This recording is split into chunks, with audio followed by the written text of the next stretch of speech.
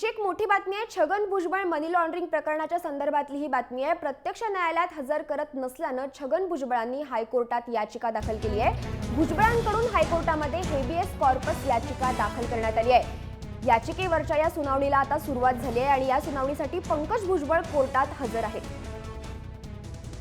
आपण अधिक माहिती घेऊया आपले प्रतिनिधी विशाल सिंग यांच्याकडून। विशाल, छगन भुजबळांनी जी हेबियस कॉर्पस याचिका दाखल केली आहे त्याच्यावर आता सुनावणीला सुरुवात झाली आहे।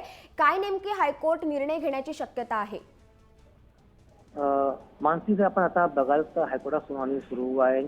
छगन भुजबळांनी याचिका दाखल केली आहे। त्याचा जो अटक आहे तो गैरकायदेशीर आहे अशी त्यांनी याचिका दाखल केली आहे, म्हणून त्याला जामीन द्यावा। पण आज जेव्हा ही सुनावणी सुरू झाली तेव्हा जे ईडीचे वकील होते त्यांनी कोर्टाला सांगितलं की छगन भुजबळला अटक होऊन एकूण 8 महिने झालेले आहेत आणि भुजबळनी 8 महिन्यात अशी याचिका का दाखल केली, त्याला 8 महिन्यात का असं आठवलं की त्यांची अटक बेकायदेशीर आहे।